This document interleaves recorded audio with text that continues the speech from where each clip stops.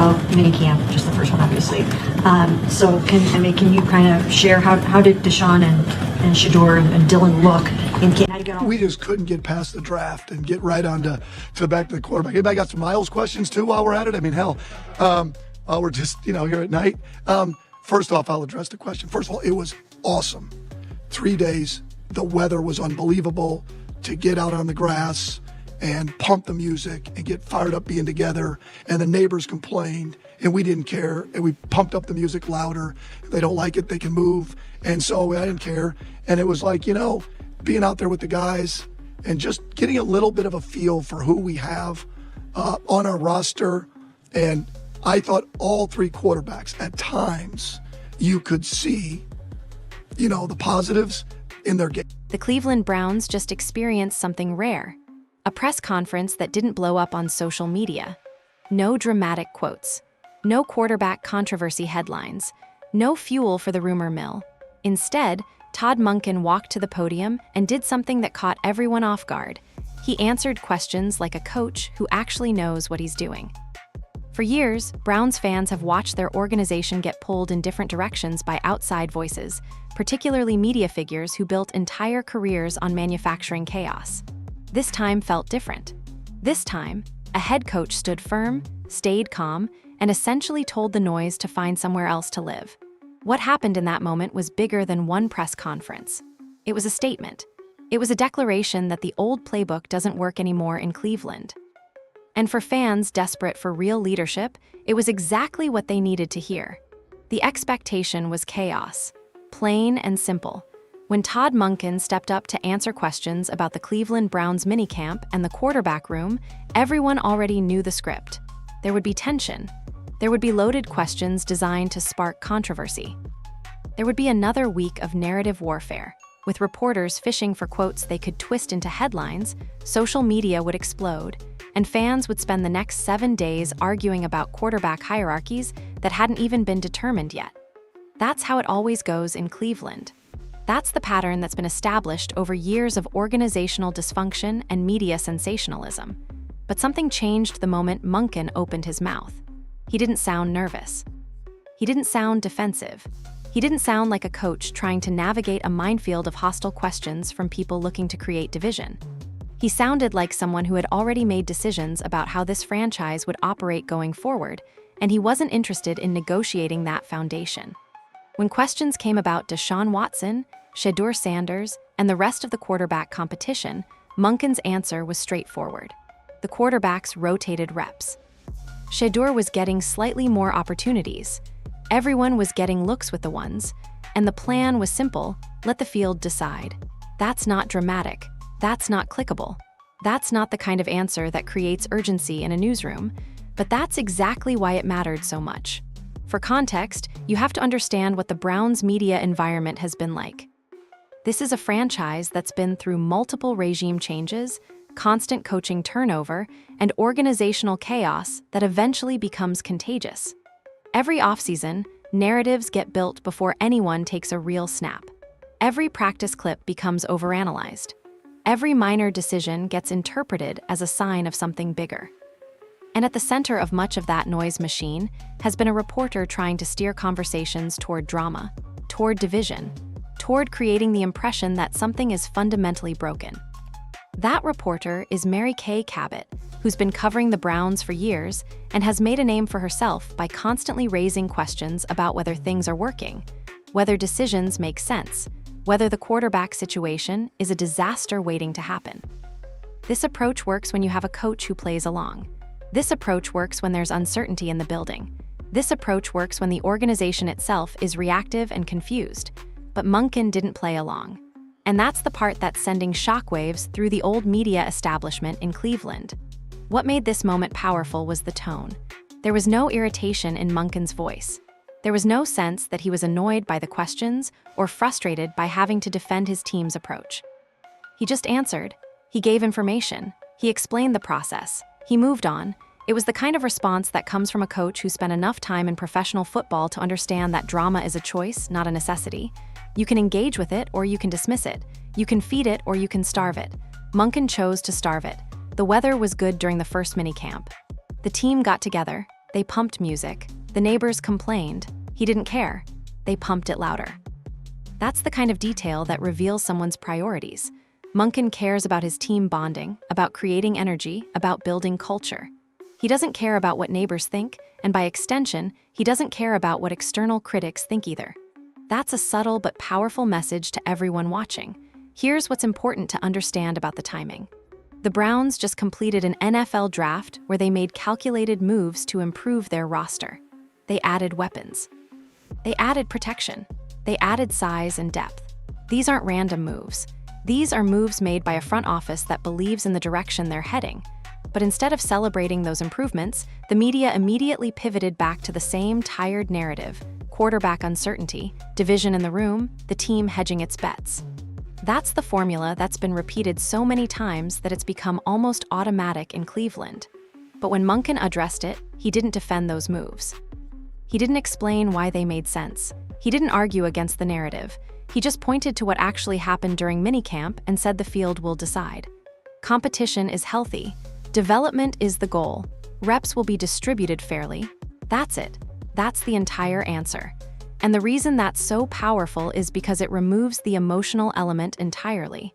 It takes the drama out of the equation. It makes quarterback competition sound like what it actually is, a normal part of football, instead of what media narratives try to make it sound like, some kind of existential crisis. Browns fans have been waiting for this. They've been waiting for a coach who won't feed the noise machine. They've been waiting for leadership that sounds stable under pressure. They've been waiting for an organization that will say, "We have a plan, we're going to execute it, and we're not going to constantly explain ourselves to people outside the building." Monken's press conference wasn't just an answer to questions. It was a signal. It was a coach drawing a line in the sand and saying the old way of doing things in Cleveland, reactive, emotional, narrative-driven, doesn't apply anymore. Understanding why this moment resonates requires understanding how the Browns' media landscape has operated for years. This isn't a new phenomenon. This isn't something that started recently. For a long time, Cleveland's quarterback situations have become public soap operas before the actual football even began. And a significant portion of that drama has been manufactured, amplified, and perpetuated by reporters who understood that chaos sells, that division creates engagement, and that if you keep asking the right loaded questions, you can shape how fans think about their own team. The playbook is predictable. First, you identify a moment of uncertainty, in this case, a quarterback competition. Then you frame every single development through the lens of that uncertainty. If one quarterback gets more reps, that's evidence the team is losing faith in another. If the offense looks good with one QB, that's proof they're being set up for success while others are being sabotaged. If the team adds weapons, that's either a sign of panic or a sign of preference. Nothing is neutral. Everything is a clue. Every detail is a hint toward a larger narrative that you're constructing for your audience. Mary Kay Cabot has become synonymous with this approach in Cleveland. For years, her coverage has been characterized by a consistent pattern, asking questions that presume drama, suggesting division where there might be competition, and creating a sense that something is fundamentally wrong with the organization. This isn't meant to be a personal attack on her specifically. It's an observation about a media strategy that's been effective because it taps into something real about how fans engage with their teams. Uncertainty creates interest. Drama creates clicks. Chaos creates conversation. So from a pure business perspective, manufacturing or amplifying that chaos makes sense. But here's what's important. This only works if the organization plays along. Think about past seasons in Cleveland. You'd have a head coach who either seemed unsure about the quarterback situation or who appeared willing to engage with every narrative that got thrown at him. You'd have organizational leaders who would make statements trying to explain themselves or defend their direction. You'd have an environment where the noise from outside seemed to matter, where the questions from reporters seemed to influence decision-making, where the drama wasn't contained. It was contagious throughout the entire building. Players would feel it. Fans would see it. And the organization would feel reactive, always responding to the latest headline instead of executing its actual plan. The mechanism of this media playbook is actually quite sophisticated, even if it's not obvious at first. A reporter asks a question that presumes division. A coach gives an answer that's slightly uncertain or vague. That answer gets interpreted through the lens of the reporter's original presumption, which confirms the narrative. Fans read the narrative and start asking the same questions. Social media amplifies those questions. Now there's a story. Now there's momentum behind an idea that may have had zero basis in actual football reality. But it doesn't matter. The narrative has been established. The doubt has been planted, and every subsequent development gets filtered through that same lens. For example, imagine a coach says during a press conference, "We're looking at all the quarterbacks to see who's the best fit." That's a normal, standard answer to a normal, standard question. But if a reporter is looking to create narrative, that answer becomes something different. Suddenly, it's coach won't commit to the starter. Suddenly, it's the organization is still uncertain. Suddenly, it's maybe they're looking to trade for someone. The same words, completely different interpretation. That's the power dynamic the old media playbook relies on. What's been particularly effective in Cleveland is how this approach intersects with specific personality-driven drama.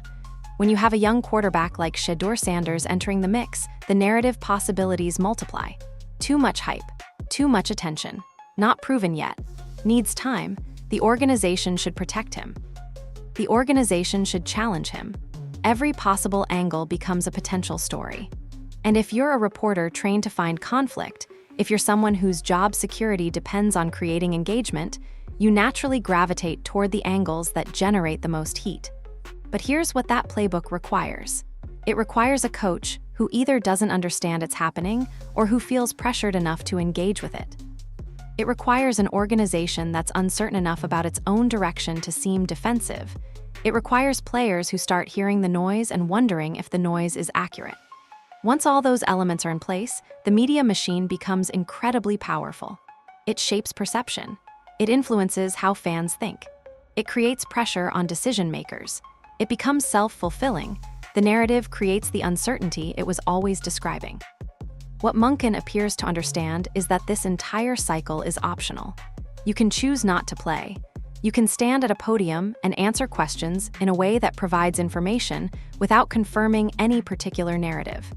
You can treat competition as competition instead of as drama. You can make decisions based on what you see on the field instead of based on what people are saying on the internet or writing in columns. That's obvious in theory. That's revolutionary in practice, especially in Cleveland, where the alternative has dominated for so long. The old playbook worked because it had to work. There was nothing stopping it. Now, with Monken in place, it's meeting resistance. And that resistance is exposing just how much of that chaos was optional all along. The moment that crystallizes everything happened when Monken addressed the elephant in every Browns press conference, the quarterback question. Reporters, particularly those trained in the old playbook, were probably expecting one of several predictable responses. They expected vagueness that could be interpreted multiple ways. They expected enthusiasm about one quarterback that could be positioned as a slight against others. They expected uncertainty that could be spun into concern. They expected something they could work with. Instead, Monken gave them facts. He explained the rotation. Shedeur was scheduled to get slightly more reps, but Deshaun Watson and others were also getting meaningful looks with the ones. Some periods were slowed down run-heavy situations. Some were pass-heavy. The design was intentional and structured to evaluate everyone fairly. There was no drama in that answer. There was no angle to exploit. There was no quote that could be taken out of context and positioned as breaking news. It was just information. It was professional. It was the kind of answer you'd expect from someone who views press conferences as a place to share tactical information, not as a theatrical performance where every word needs to be carefully parsed for hidden meaning. What made this response powerful was its refusal to engage with the underlying premise of the question. The question presumed that quarterback decisions are contentious, that there's drama in the room, that the team is uncertain about its direction. The response ignored all of that and just answered what was actually being asked. This is a sophisticated move. It's not defensive. It's not argumentative. It's just complete confidence in your plan paired with a total lack of interest in discussing it in emotional terms. When other questions came about specific quarterbacks, Monken maintained the same approach. He didn't play favorites. He didn't hint at secret preferences. He didn't give anyone a moment of individual praise that could be positioned as evidence of favoritism. He kept everything collective and process-oriented. That's the opposite of what the old media playbook is designed to exploit. The playbook needs individual moments, personal praise, hints at hierarchy. It needs something to build narrative around. Monken gave none of that. The horse head gift moment is actually revealing in a different way.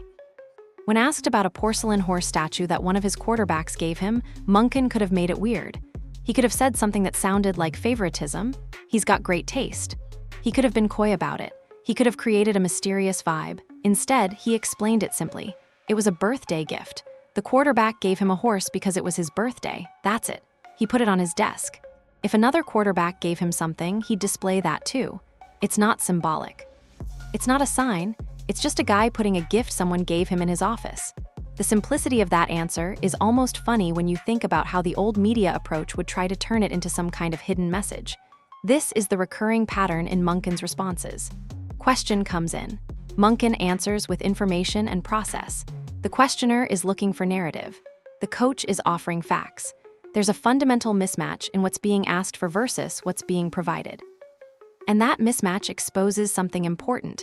The narrative approach requires cooperation. It requires someone willing to engage on those terms. Without that cooperation, the narrative has nowhere to go. What's particularly notable is Monken's tone while doing this. He's not being dismissive. He's not being sarcastic or condescending. He's not making the reporters feel stupid or attacking their questions. He's just responding in a way that communicates complete confidence in his direction and zero interest in debating it in emotional terms. That's a difficult balance to strike. Many coaches either lean into defensiveness, which gives reporters something to work with, or they lean into friendliness, which creates space for follow-up drama. Monken does neither. He's professional, direct, and immovable. The effect of this approach is that it starts training the room itself. Reporters learn that loaded questions don't produce the intended result. Players watching the press conference see a coach who won't be moved by outside noise. Fans watching see leadership that seems unshakable. The quarterback being asked about gets to compete without constant public scrutiny about whether the team really believes in him. Everyone benefits from the boundary that Monken is establishing. There's a deeper principle at work here too. Monken is essentially saying that press conferences are functional, not performative. They're a way to share information with the public about what's happening in the building. They're not a platform for negotiating narrative or debating strategy with reporters. They're certainly not a place where outside voices get to help shape organizational decisions. That's a radical shift from how Brown's press conferences have typically operated, where it sometimes felt like the reporters were almost co-managing the team, constantly probing for weaknesses and potential drama. By refusing to engage with that dynamic, Monken is reclaiming control of the narrative. He's not controlling it through secrecy or hostility. He's controlling it by being so straightforward and process-focused that there's nothing to control. There's no mystery to explore. There's no subtext to decode. There's just a coach explaining how his team operates and expressing confidence in that operation. It's boring. It's professional. It's exactly what a healthy organization looks like. To understand what Todd Monken is really doing and why it matters, you have to look at what the Browns actually did in the draft. This is crucial because it exposes something that media narratives have been obscuring: the team's actual direction. While reporters have been spinning stories about quarterback uncertainty and organizational confusion, the front office has been making systematic, purposeful decisions that tell a completely different story. The Browns selected Denzel Boston with the 39th pick. He's a wide receiver, a big, physical target who can make plays in the red zone. Think about what that means. This isn't a team that's panicking. This isn't a team trying to hedge its bets by drafting another quarterback early. This is a team that's explicitly trying to improve the position where it's most important to get right, the part that's around the quarterback. Before you can evaluate who should be throwing the ball, you need good targets to throw it to. That's the context people need to understand when they watch Monken talk about the draft. He's not being evasive when he says they're improving the roster. He's being literal. Look at what they actually did. They added help on the offensive side of the ball. They added size at receiver, the exact kind of weapon that thrives in the AFC North, where division rivals like Baltimore have proven that big, strong targets win football games. They added protection in the trenches. They improved depth across multiple positions. These are the moves of a team that's trying to create the best possible environment for quarterback development and success, regardless of who wins the starting job. Here's what's important about that. It's the opposite of what media narratives have been suggesting. The narrative in Cleveland has often been that draft decisions and roster moves are signals about the quarterback situation. If the team adds a receiver, it means they're worried about the starting QB's accuracy. If they add protection, it means they're concerned about someone's decision-making. Every roster move gets interpreted through a lens of drama and doubt. But that's a fundamental misunderstanding of how real teams work. Smart teams support their quarterback position.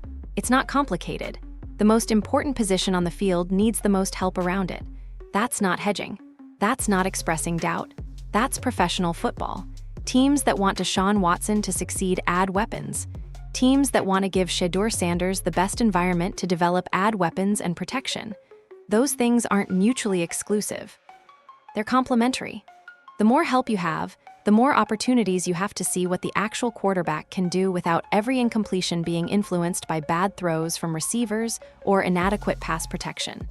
When Monken talks about the draft, he's essentially explaining this reality to an audience that's been trained to hear drama where there is only competence. The team added a big-bodied receiver because that's what the division demands. Look at the guys who have been successful in this division historically, Monken explains. A lot of big, strong wide receivers. That's what Boston is. Look at him in the red zone, you can just get the football to him. That's what we haven't had. That's not a coded message.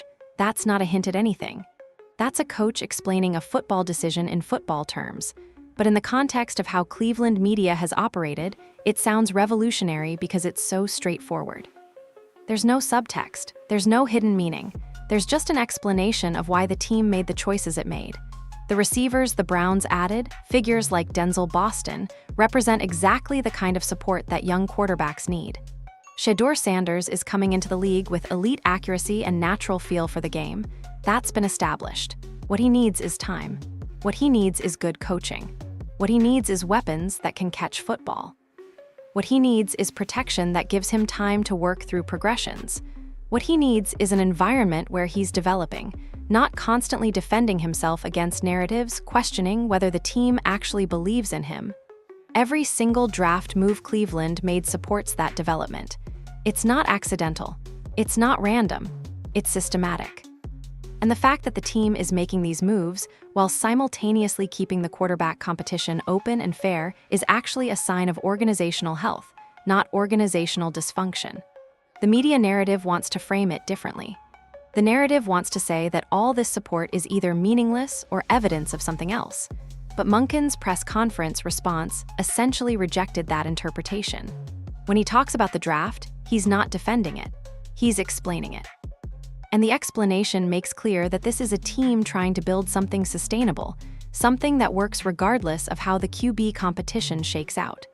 The team is betting on its process, its coaching, its player evaluation, not on personalities, not on narratives, not on what reporters are writing. That's actually what should excite Browns fans more than anything else. Because it suggests an organization that knows what it's doing and isn't interested in having that plan second-guessed or reinterpreted by outside voices. At the center of much of the recent Cleveland narrative has been Shedeur Sanders. He's a young quarterback with exceptional talent, elite accuracy, and a natural feel for the game. He's also the focus of endless speculation, doubt, and questions about whether he'll succeed at the NFL level. The questions come despite clear evidence of skill. The doubts persist despite consistent improvements. The narrative of uncertainty follows him even as organizational decisions suggest otherwise. This is where Monken's approach becomes especially important because what's happening around Shedeur represents everything that's wrong with the old media playbook. The moment his name entered Browns conversations, narratives attached to him, too flashy, too much attention, too much hype, too much confidence, these weren't based on his play.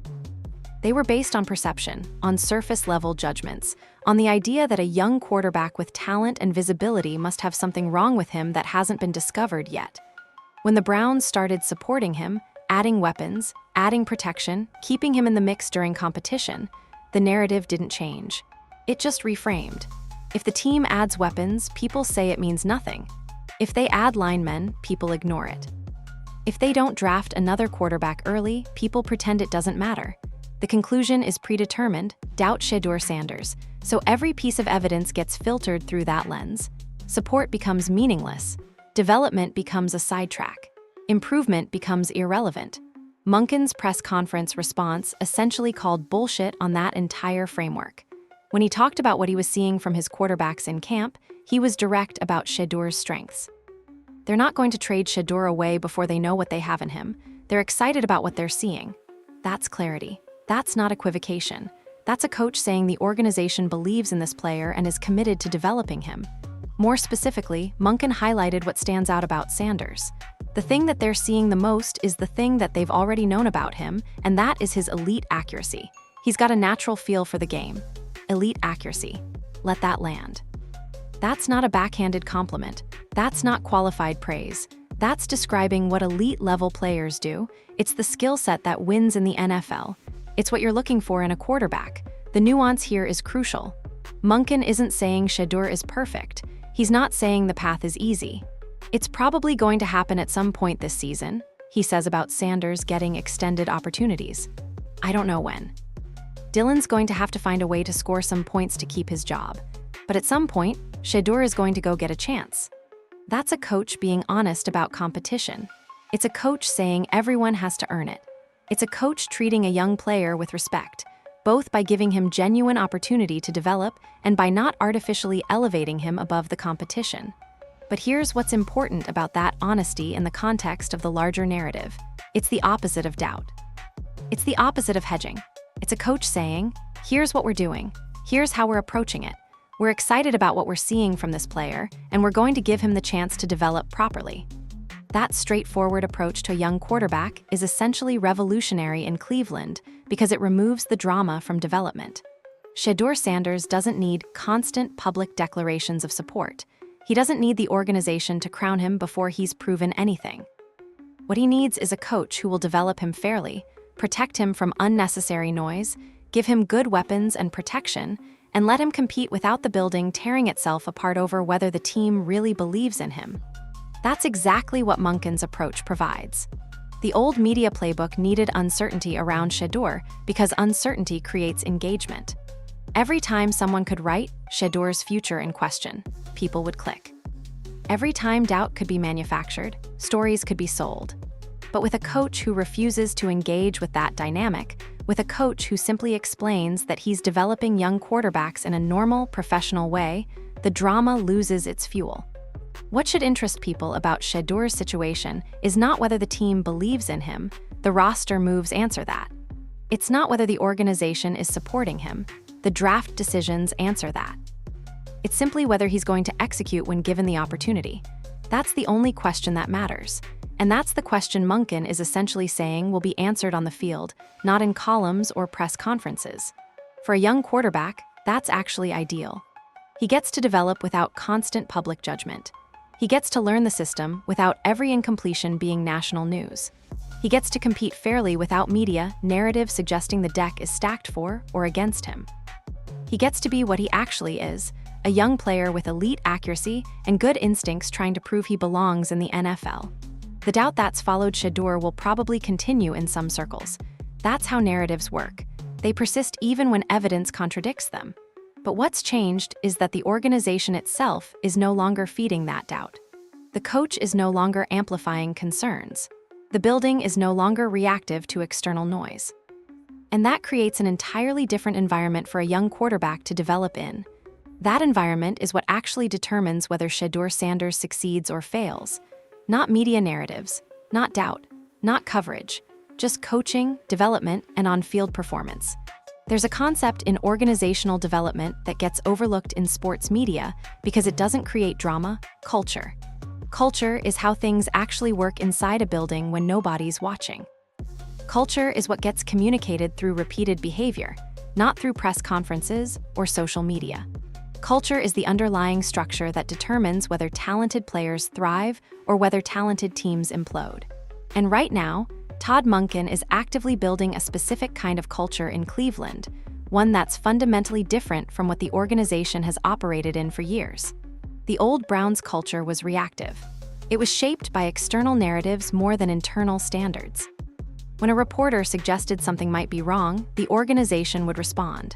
When fans got concerned, the team would feel pressure to explain itself. When media personalities pushed a theory, the building would spend energy defending against it. That's a culture built on responding to noise instead of executing a plan. It's exhausting. It's distracting. It's ultimately ineffective because it pulls focus away from what actually matters: coaching, development, execution. Monken is establishing a different culture through his consistent messaging and his refusal to engage with external drama. Every time he stands at a podium and gives a straightforward answer about what the team is doing and why, he's sending a message to his locker room. This is how we operate. This is what matters. This is what doesn't. When a coach repeatedly communicates that reps matter more than rumors, that competition is decided on film, not on Twitter, that development time matters more than narrative clarity, players start to believe it. More importantly, they start to operate accordingly. The quarterback room is a perfect example of why this culture matters. Multiple names competing for the same position. Endless external attention. Media looking for signs of conflict or favor. That's exactly the scenario that can blow up a locker room if there's not strong leadership creating unified standards. If a coach shows favoritism, if a coach engages with narratives about one QB being preferred, if a coach lets outside noise influence internal decisions, the room fractures. Players pick sides. Trust breaks down. Egos get involved. The whole thing becomes toxic. But if a coach maintains consistent standards, everyone competes fairly, decisions are made on film, public statements remain neutral, then competition becomes healthy. Players see fairness. They know where they stand. They understand that if they improve, they'll get opportunities. They know that media narrative has zero impact on coaching decisions. That environment is what allows young quarterbacks to develop without constant psychological pressure. That's what allows multiple competitors to push each other without resentment. That's what allows a locker room to actually function well. Monken's approach to the press conference is actually a tool for building that culture. Every time he refuses to take bait on a loaded question about the quarterback hierarchy, he's reinforcing to his team that external voices don't matter. Every time he gives straightforward football answers instead of playing into drama, he's showing his players that the building operates on football logic, not narrative logic. Every time he maintains composure and clarity under pressure, he's modeling what stability looks like. That matters for retention and recruitment too. Players want to play for coaches who aren't going to be shaken by outside criticism. They want to play for organizations where decisions are made based on what's best for the team, not based on what will appease media personalities or appease social media.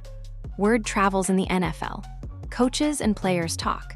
When word gets out that a franchise has strong, stable leadership that won't be manipulated by outside noise, that attracts a certain kind of player. That's the kind of player who values substance over drama, who wants to develop, who wants to be part of something stable. The old Browns culture attracted a different kind of player, sometimes talented, sometimes dedicated, but often dealing with an organization that felt chaotic and unclear. Monken is trying to shift that dynamic entirely. He's trying to create a culture where the standards are clear, the direction is certain, and the noise is irrelevant. That's more attractive to serious players. There's also something important about how culture affects performance under pressure.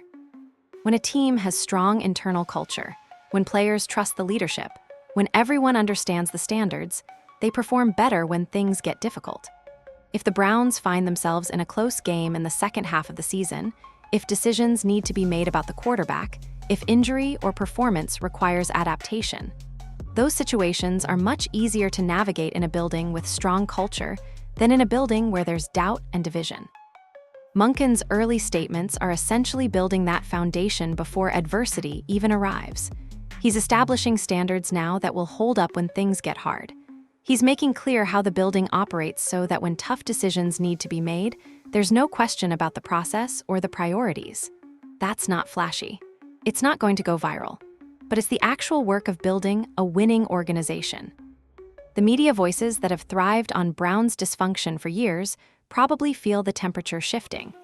When a coach won't feed narratives, when an organization won't respond to drama, When external voices lose their ability to influence internal decisions, the whole ecosystem that thrived on chaos starts to lose power.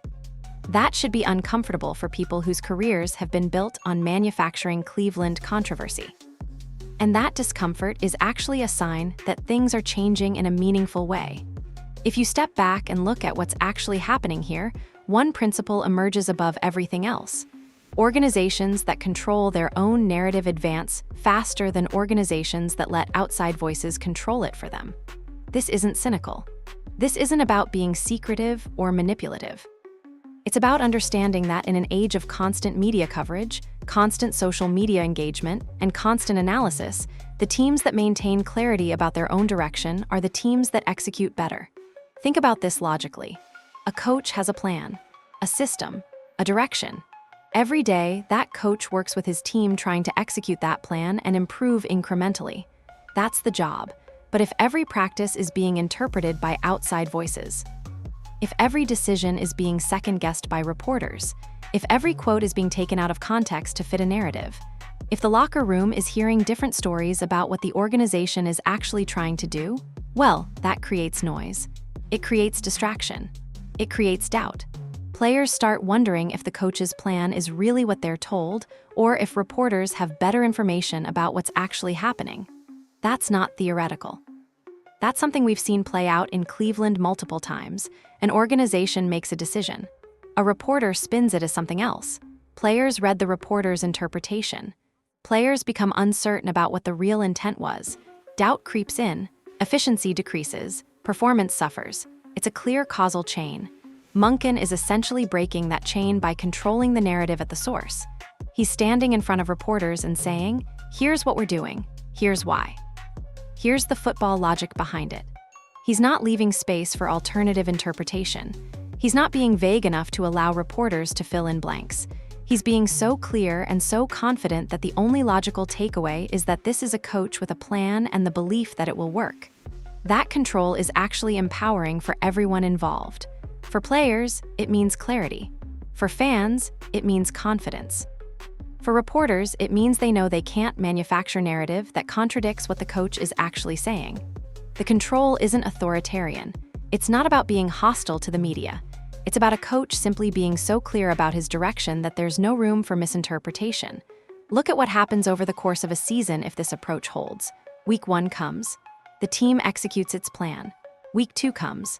The same plan, refined slightly based on what happened in Week 1. Week 3 comes. The same standards, the same messaging, the same focus. Players know what to expect. They know how to prepare. They know what matters and what doesn't. That consistency builds trust. That trust builds confidence. That confidence shows up on the field.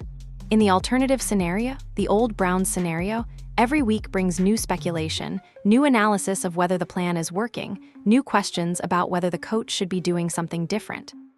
The plan keeps shifting because the team is reacting to external noise instead of executing its strategy. Players get confused. Standards get unclear. Performance suffers because there's not consistent reinforcement of what actually matters. Monken is clearly trying to create the first scenario. He's not doing it through authoritarian control. He's doing it through clarity and consistency. Every time he answers a question with straightforward football logic, he's establishing that this is how the organization thinks. Every time he refuses to engage with drama, he's establishing that drama isn't part of how this place operates. Every time he maintains composure, he's establishing that external noise doesn't affect internal direction. This matters especially in the quarterback space because quarterback decisions are where chaos usually starts in Cleveland. A quarterback is criticized by a reporter. Players in the locker room hear the criticism and wonder if the coach secretly agrees. The quarterback hears the criticism and loses confidence. Teammates start picking sides. The unity fractures. By refusing to engage with that dynamic, Monken is protecting the environment where a young quarterback can actually develop. That protection extends to everyone. Deshaun Watson doesn't have to deal with constant narratives, questioning whether the team believes in him. Shedeur Sanders doesn't have to worry that every incompletion will be used as evidence that the organization made a mistake. Dylan Moore doesn't have to compete in an environment where media is trying to determine the outcome before the field gets a chance to. Everyone gets to compete fairly, develop without constant second-guessing, and know where they stand based on what the coaches see on film, not what the reporters are saying on television. The bigger truth here is that this is what healthy organizations look like. Not because they're secretive, not because they're hostile to the media, but because they've established clear standards and they execute on them consistently. They treat press conferences as informational, not performative. They make decisions based on what they see, not based on what they read. They protect their room from unnecessary noise. The Browns have needed that for years. They've needed an organization that operates like a professional outfit instead of like a reality show. They've needed a coach who won't be manipulated. They've needed clarity about direction. That's what Monken appears to be providing. And if he can maintain that approach through the season, through wins and losses, through pressure and criticism, he might actually build something that sustains. Not through one great moment, but through consistent, boring competence that refuses to be distracted by drama. If Todd Monken maintains this approach through training camp, through preseason, through the actual season, something interesting can happen in Cleveland. The noise machine doesn't go away. There will always be reporters looking for drama, always be social media ready to create narratives, always be voices trying to manufacture controversy. But the Browns can become something they haven't been in a long time, immune to it. Not immune in a hostile way. Just immune in the sense that internal decision-making becomes genuinely internal, separate from external pressure. That has cascading effects. First, it changes how the team evaluates its own performance. Instead of judging success or failure through the lens of media narrative, the organization judges it through the lens of film and statistics. Did the team execute the plan? Did the team improve? Did the team develop players? Those become the metrics. Not what are reporters saying, not what is the social media reaction. Just football questions answered by football analysis. Second, it changes how players experience their development. Shedeur Sanders, if he becomes the starter at some point this season, gets to play without constant commentary about whether the organization really believes in him or whether he's making mistakes that confirm doubts. He just gets to play. He gets to learn. He gets to improve. The feedback comes from his coaching staff, not from reporters. That's an environment where young quarterbacks actually develop better. Third, it changes the pressure dynamics. Instead of building narrative pressure on quarterbacks by suggesting division or doubt, the pressure becomes simple: perform, learn the system, execute the plays, help the team win. That's clean pressure. That's the kind of pressure that helps players improve. It's not psychological. It's not about external validation. It's just about doing the job. If this approach works, if the Browns play well, if the quarterback competition gets resolved through actual performance, if the team improves on last season, then the real story becomes the competence. The story becomes a coach who established standards and executed them. The story becomes a young quarterback who developed properly and performed well. The story becomes a front office that made smart roster decisions and built around a plan. That's not dramatic. That's not clickable. But it's what winning looks like. Now here's what probably worries the people who have built careers on manufacturing Cleveland drama. If Monken keeps this up, if the noise doesn't work, if the organization stays focused on football instead of narrative, then what? The drama pipeline dries up. The stories that were always there to tell become less sensational. The quarterback situation gets resolved by actual performance instead of becoming a months-long saga. The Browns become just another team executing a plan instead of a reality show for the media to analyze. That's not just a problem for reporters. That's a threat to an entire ecosystem. The analysts who have made names for themselves by constantly questioning Browns' decisions.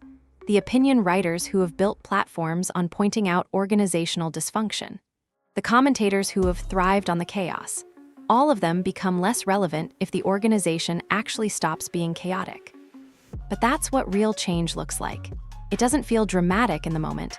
It doesn't produce viral quotes or explosive headlines. It just looks like competence. It looks like a coach doing his job well. It looks like an organization operating like an actual professional enterprise. For people used to dysfunction, for people who have made careers on dysfunction, that's genuinely threatening. What should excite Browns fans is that this might actually be the beginning of something different. Not guaranteed, not certain, but possible. A coach who won't be manipulated. A front office that's making thoughtful roster decisions. A quarterback room that will be evaluated fairly. An organization that understands that winning on Sundays requires winning the room Monday through Saturday. The draft window is now closed. The roster is set. Training camp will happen.